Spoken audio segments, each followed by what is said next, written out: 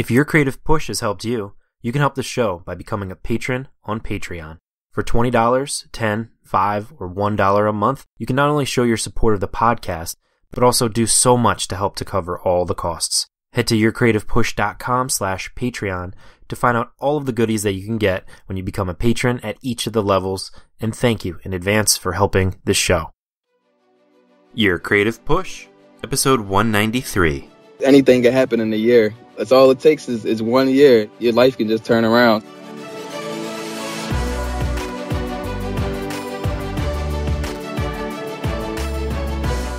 Welcome to Your Creative Push, the podcast that pushes you to pursue your creative passions. I'm your host, Jasmine Brown, and my guest today is Michael Thomas.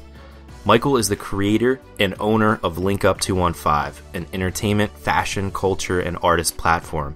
And it's a company based out of Philadelphia, which is obviously close to my heart, coming from Philly as well. But Michael, welcome to the show. Thank you for coming on. I was wondering if you could start out by telling us kind of how that company started. Yeah, thank you. Link Up 215, it started with a vision for me and my friend, now my business partner, Jasmine Anderson.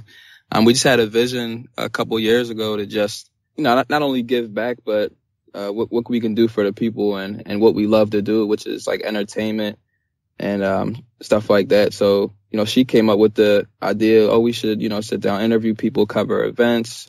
We can also throw a couple events. And then I was like, I would love to expose artists as well, whether it be, painters or hip hop artists or singers, fashion designers. I'm really into fashion. So I like to go down that lane as well. And then we put together this website and then everything launched last year. We launched last February. And it's been going great. It's a year old right now. I like to say a year young, but I love the direction we're going, and we got much more in store. Awesome.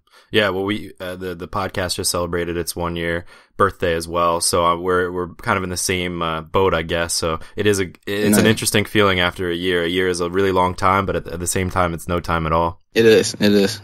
Now, when you and Jasmine had that vision, was it like off to the races, or was there a little bit of hesitation or I guess delay before you started? There was a lot of sit downs, whether we was out to eat or at her house, and just discuss what our company would be about. We had a lot to go over as far as the website and what direction we wanted to take it, because we weren't sure what we wanted to do. We weren't sure what we wanted to, how we wanted to do the interviews or how we wanted to design the format. So, definitely developing a format was what got us at the beginning. But once we put everything on paper, put it together, and then went through the website stuff and went through our plans for that year, it came together. So it probably came together within about 2 to 3 months.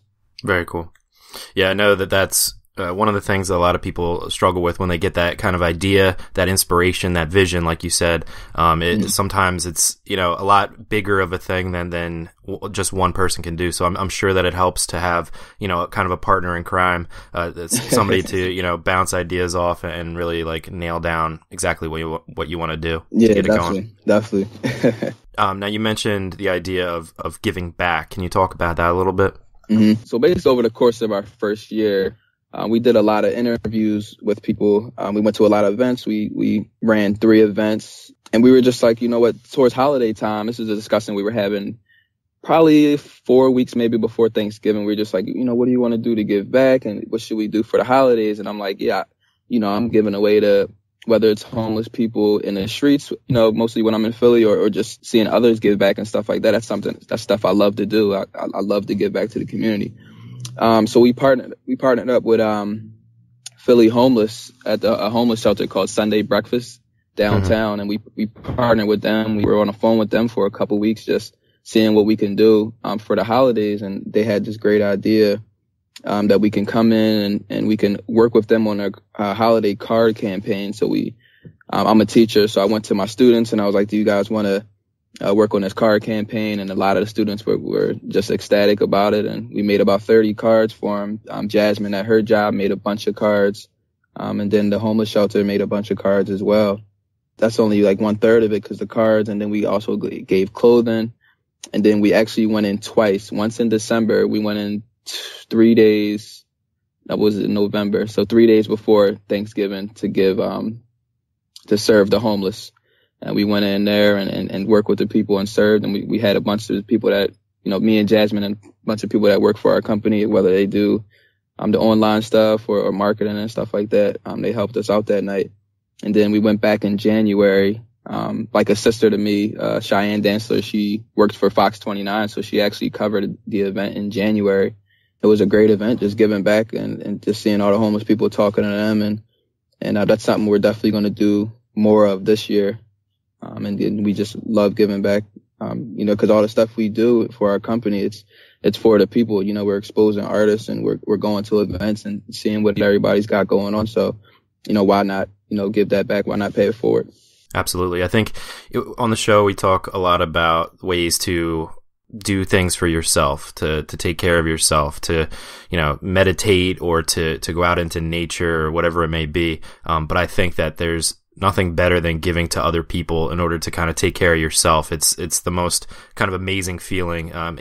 So many people, on the show, we would all the time talk about how none of us have any time. But I think that if you can find time for people who are less fortunate for you, it will really kind of help your soul, help your spirit. My dad works at a hospital to volunteer. My father-in-law, he cooks at a kitchen for homeless men. Oh, wow. You're just seeing them talk about the different experiences that they have. It's so wonderful to do for other people, but it's the joy that it can bring to you and the kind of the peace that it can bring to you to be able to help others is so important. Yeah, most definitely. That's what it's all about in the long run.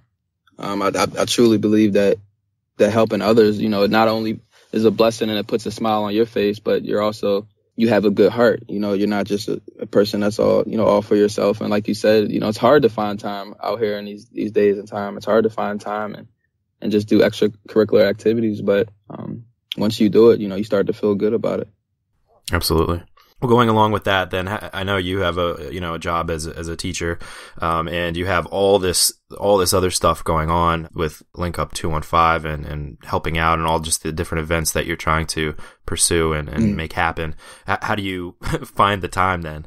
I find the time just because I got to make the time. Right. This is something that not only I put in effort and I put in a lot of thought with Jasmine, but with myself. It's I went to school for writing. I love writing. I was an English major. That's my passion. I'm actually writing a book, and we can talk about that later. But just the entertainment and the fashion and helping out other people. I have my brother. He's an artist. I have a lot of people that's close to me that's into art.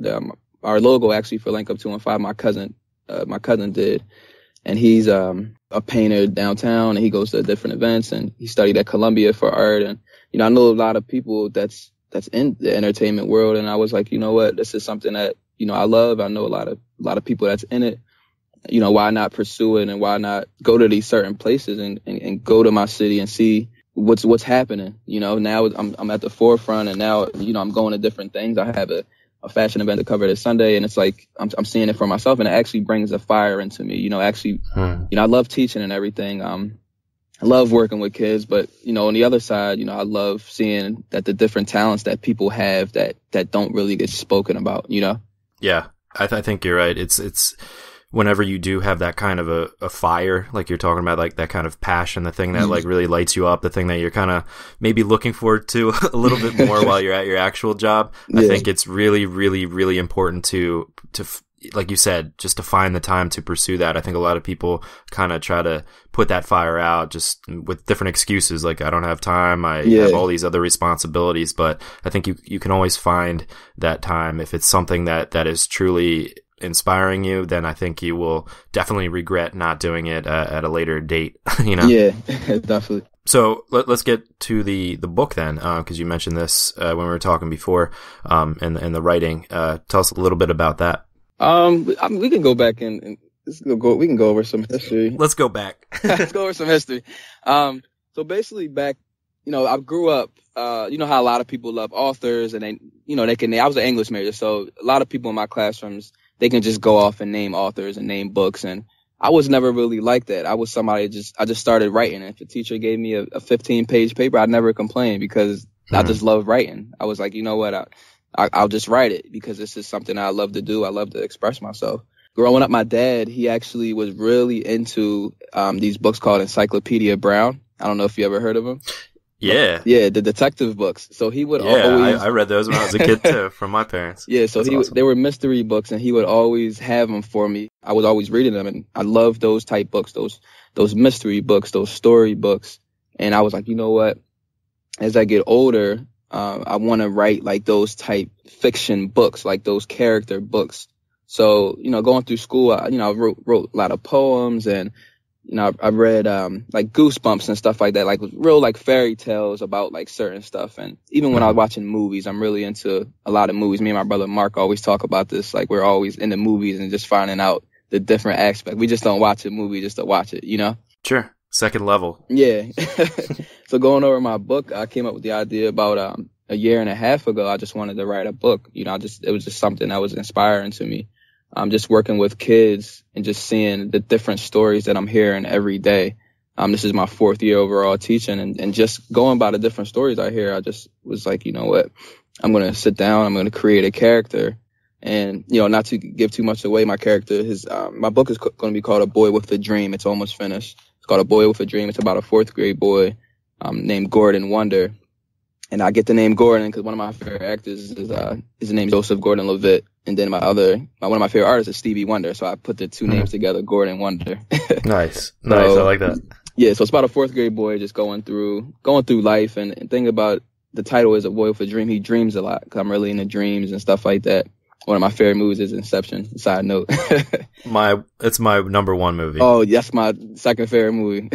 So he dreams a lot, and he has these dreams. So going through the book, where I'm at now, he's working on a project with his friends, but he's also telling his friends about how he can find somebody in the dream. So not to give too much away, he's in his dream state right now, and he's trying to figure out what he can do when he goes to sleep and stuff. So nice. It's pretty fascinating, and I want to make 3 books out of it. I want to make it a 3-part, but if I make more, I make more. But as of right now, I'm just focused on the first one right now. So got about 10 to 15 pages left, and I'm gonna put the finishing touches on. I'm excited. It's just talking about the fire. This book brings a lot out of me. It's something that you create. You're just like, you just want more and more out of it. And it's just like the story is, I just want to tell the story so I can give it away to, whether it's an elementary school kid and just wants to read about a story about a boy. And, I tutor at my church every Wednesdays. I tutor 2 twins, Cameron and Casey, and they ask me every week about the book and when's it's going to be done. And they've been telling their friends about it. So I'm really excited about it.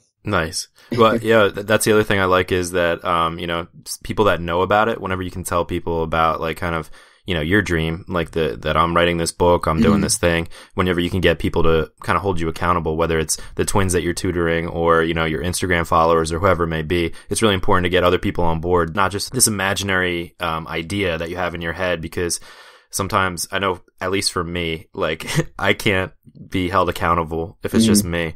Like I need other people to kind of, be expecting content or be expecting me to like kind of fulfill my promise that I made to whoever, to myself, to them, to the universe, to whatever. Yeah, definitely. So that's cool.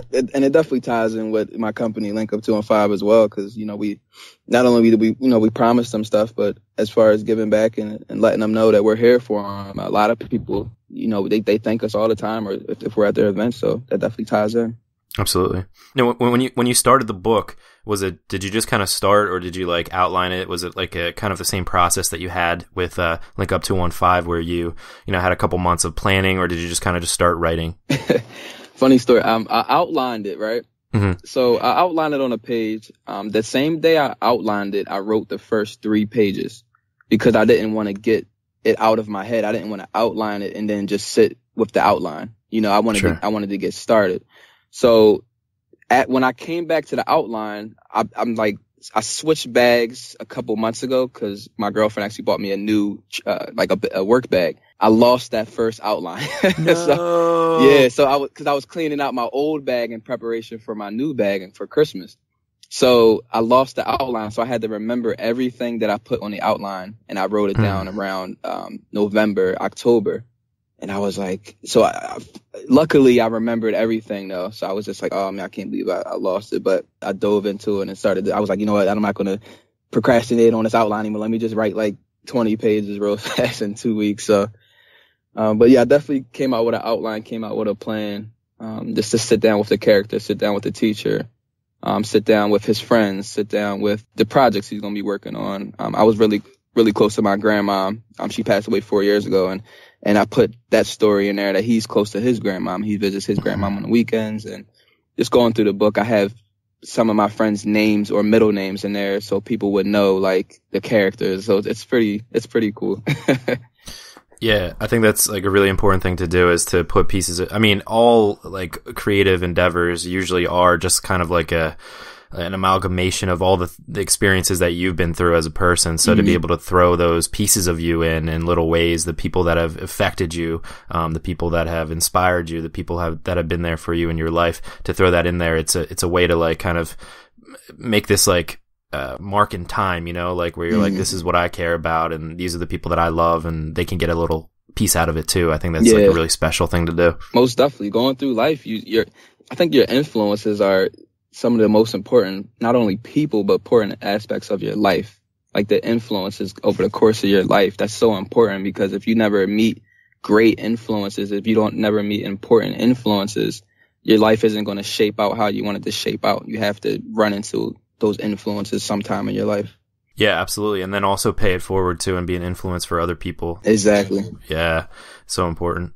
I actually just wanted to go back real quick, that story about losing that first outline, because I've been there, I think twice, where I've lost like a ton of stuff. My wife actually just lost all of, on her external hard drive, she lost all of her, she's a photographer, she lost all of her photographs from the past like 6 years. But anyway, we got it fixed, but it cost a lot of money to get it fixed. But anyway, I've been in that situation where I've lost like a big project I was working on for a long time, and then that kind of a thing happens where you lose the information, you lose kind of all this work and effort that you put into it, all the blood, sweat, and tears. For me, I get the feeling of like, all right, screw it, you know, like I'm just whatever. It's a sign that I'm not supposed to do it. How did you get past that? Like, how did you say like, okay, I lost it, but let me start over. Let me see if I can remember everything. Yeah. It was definitely, this is the thing. I didn't want to dwell on it, because if I dwelled on it, I wasn't going to remember the stuff I had already. So I was like, you know what? Okay, I lost the outline. Maybe it was meant for me to lose that outline, because there wasn't anything, maybe there wasn't something on that outline that I could have put on this outline. So this outline, I just came up with some new stuff that I didn't even have on my old outline. So whether it was putting in chapter 4 or 5 different aspects of that outline, I put that in there that I was just coming up with over time that I didn't even have on the old outline. So I just didn't dwell on it. I was like, you know what? I lost this outline for a reason. My God made me lose this outline for a reason. For some reason, he made me create this new outline, and I'm going to put new things into this new outline and make this new outline better than the old outline. Upgrade. Yeah, upgrade. Yep. No, yeah, it's true. And yeah, I think that's the perfect answer. And I think the perfect kind of advice for people is like, when bad things happen, don't get all woe is me. Don't think, you know, why did this happen? Like I do. Like, I'm not going to do it, just to like not even think about it and just get going again. Like when, you know, ants, whenever you like, I don't do this often. When I was a kid, maybe I might have knocked over an anthill or two on purpose, but they just get right back to work there. Exactly. You know, it's just like a natural instinct to kind of have that, to just, you know, whatever. I don't have much time to sit here and sulk. Yeah. Just get going. Yeah. I don't think the ants are down there arguing, oh my gosh, this human just knocked over my anthill. I think they're just like, you know what, we can't talk anyway, so let's just get to it. Absolutely. So I was wondering, did you have any like memorable things from the different interviews that you've had, things that you'd like to pass on to us, maybe some good advice for the creative people listening out there? Going through all my interviews, I guess I like to tie into, I guess one of the questions I ask people is, how do you feel about like whatever they do, like whether it's art or fashion or as a musician, like what's the thing that brings you out more than the others? Like what can we look at and get from you? And I think a lot of the artists that I've interviewed, they all had different points. Like they all were just really creative and saying that, you know, what I do, I don't even want to compare myself to anybody else, or, you know, what I see right now, I just want to I just want to build something different. Or I just interviewed Malika Machado from Diaphora, and she's a fashion artist, and she was like, her logo it's just different. Like that's her slogan. And she does, whether it's doing drop-offs, going to people's houses for her clothes, or she just opened up a showroom I'm covering on this Sunday. And, she just wants to do stuff different in the city. And a lot of people just have inspirations just to be themselves. Like, a lot, they aren't following. And I think that's so important in life now, especially, with social media and everybody's, following each other. And I think a lot of people just want to be individuals these days and times, and coming up and around our age, that's so important. People just be individuals and just do your own thing. And if it works, it works. That's great, 100%. And if it doesn't work, you just got to keep trying. Yeah, it is finding your own kind of niche, your own like way of expressing yourself. And I think sometimes that's one of the scariest things to do, is to kind of put yourself out there in a way that nobody else has before. It is. But I think once you're able to do that, not only for yourself, but to get other people to be on board with what you're doing and really like it, whether that comes from, personal emails or new followers or just people digging what you're doing. I think that's the most empowering thing that you can get, and the thing that will really springboard you to the next level, to really have that confidence to go your own kind of path, Yeah, most definitely. Definitely got to create your own path. Very cool. So for finishing up this book, what is the process going to be like? So you said you have like 15 pages left? 10 to 15. 10 to 15. Been asking a bunch of elementary school students how long they would read a book. Mm-hmm. A couple people, you got the audience, right? Yeah, a couple told me 50, 60, 70 pages. I'm like, we'll see. So we'll see. And then are you going to have people read it and then kind of edit it, or?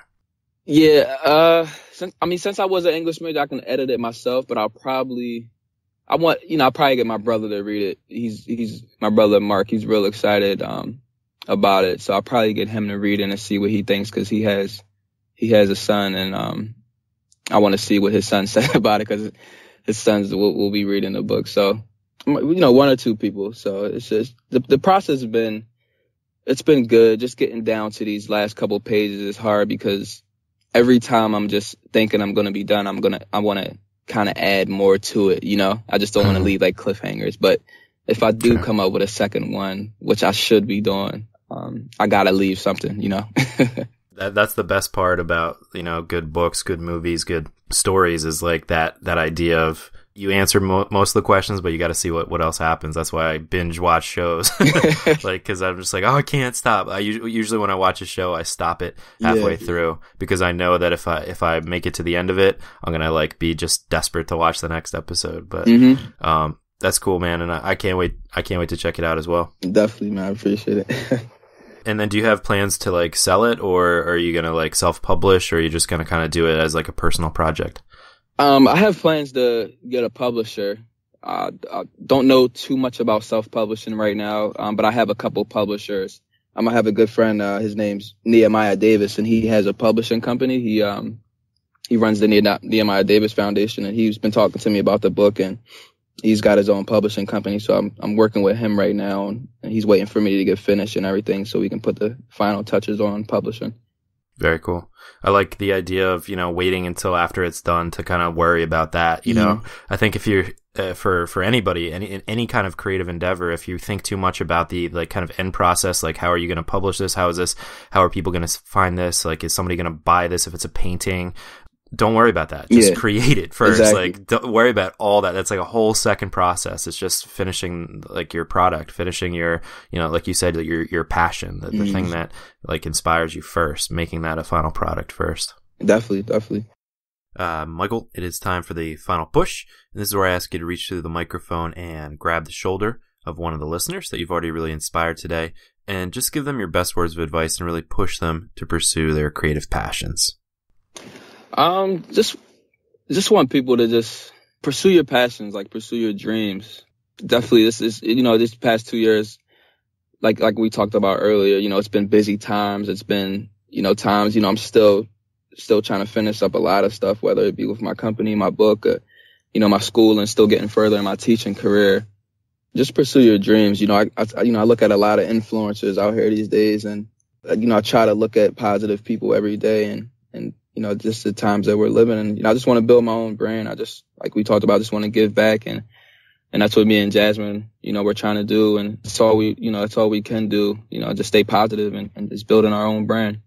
And you don't need permission from anyone else to kind of start a thing. Like when you get an idea, okay, let's start this company, let's start this website, let's start this movement, whatever it is, like you can start it. And even if it is, we were talking about giving back before, you don't need to have a company. You don't need to have a platform to give back. You can find small ways to give back that are much less responsibilities, definitely. Much less time, much less planning. You can give an hour a week, an hour a month, whatever it is, just something to give back. I think it's the most important thing you can do. Yeah, it is. I seen there was a quote Gary Vee said the other day. He was like, back like 15 years ago, you had to go to film school, to learn about cameras and film and stuff like that. But he's like, now when you're 12 and 13 kids, they can just pick up a camera and learn on their own through the years before they even get to school, get to college and stuff like that. And I think that's so important in our times because you can just pick up something and do it. Like you don't have to wait. You can do it right now. I think that's so important. And you can do it for free. For free, yep. Yeah, Gary Vee's the best, and yeah I think also an important point he's trying to make recently is for older people that are 50 or older. They kind of sometimes think that they are behind the curve, like they all these kids are coming up and learning how to do stuff, and that they it's too late for them, and it really isn't. It's really they have the same information available to them as well. It's just a matter of having the desire to go on YouTube, to go and put the work in to learn how to do it. And you can start your own business when you're 60 years old, when you're 70 years old, you know what I mean? It's all that information is pretty much free for the taking. You just have to take it. Mm-hmm. Exactly. My best friend Javon, he always tells me, anything can happen in a year. He said, that's all it takes is 1 year. He's like, your life can just turn around. So like you said, if you're 50 and 55, 60, you can start something now, and then next year it can blow up, and you can have this thing that you're just living for and just being happy for.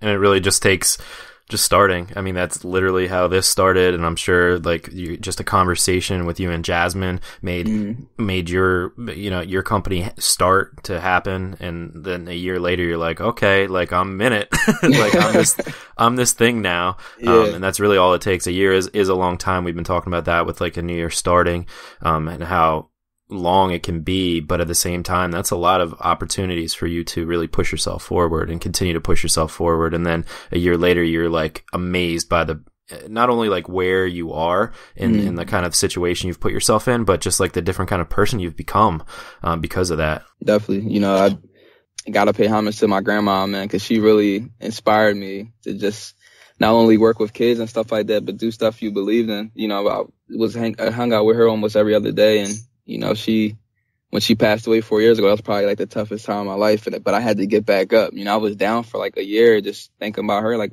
that was my peacemaker. That's where I went to talk, to just be about peace. And then now just so much fire in me. It's like now I just want to, live for her and do everything that she used to sit and tell me, Mike, you could do this, you should do this, and you're great at this. And now I'm seeing it. And now, I definitely hope she's smiling down. I know she's smiling down. So. I'm sure she is, dude, because you are doing not only amazing things with your company, with starting that out, but also just what you're doing for other people. It's really inspiring to me. And thank you not only for coming on the show, but for just doing what you do. I really appreciate that, especially for the city of Philadelphia. I love that. Thank you, man. It means a lot. It means a lot. Absolutely. Everybody, you can find Michael on his website on linkup215.com. On Instagram, Snapchat, Twitter, and Facebook is linkup215. And you can find Michael himself on Instagram, which is GQ Geppetto. Is that right? Yes. So GQ Geppetto. And we will have all of that linked up at the show notes page at yourcreativepush.com/Michael Thomas. Mike, thanks again, brother. Thank you. I thank you to Michael again for coming on the show. Such a nice guy, such a great message, and I love what he's doing for his city.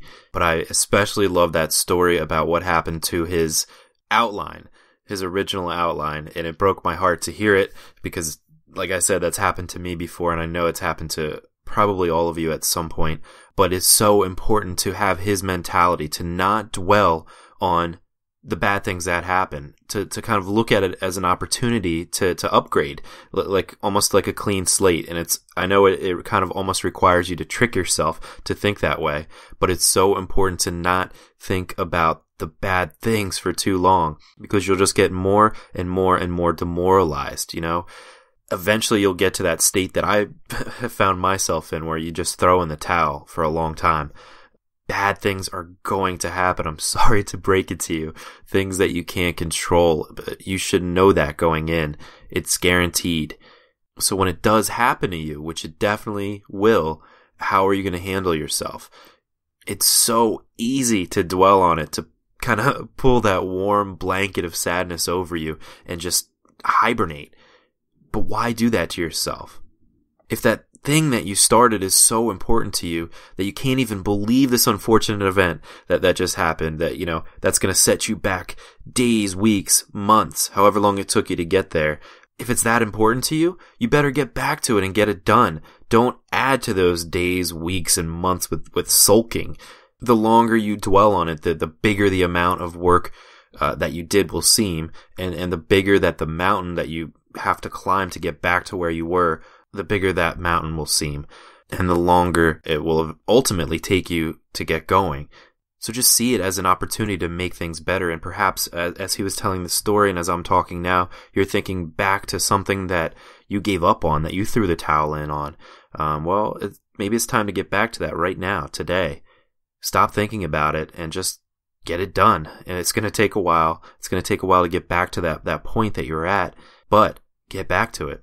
And of course, if it hasn't happened to you, knock on wood, you're lucky, but it probably will at some point. So just be prepared for that to happen and just get right back to work, like those ants. When they get their hill knocked over, they just get back to work. They don't complain and sulk and go to sleep about it. They just get back to work and start rebuilding. But that is all I've got for you today. Hopefully you are inspired to go and get your work done. So go and get it done, and we will be here for you on Thursday with Amanda Stalter, who is a really great artist, but a really fun person to talk to. And you can look up her work at amandastalterart.com. We will have it linked up in this show notes page, and I'm going to start doing that for each episode so that you have time to kind of look up the next person before that episode airs, so you kind of have a chance to get their vibe. It was one of the notes in the surveys that you guys have been filling out, and I really appreciate all the awesome feedback that has been coming in, and it is still available. If you haven't filled it out yet and you want to, I would really appreciate it. That thing will be up probably indefinitely, but if you can get your responses in and by the end of the week, I would really appreciate that, and I will start to reach out to all the people that you have suggested, as well as getting to fixing the certain things that you guys have suggested. And again, that's at yourcreativepush.com/survey. Thank you so much for listening. Go and get some amazing work done, and we will be here for you on Thursday if you need the push again. I love you all, and we will see you then. Bye.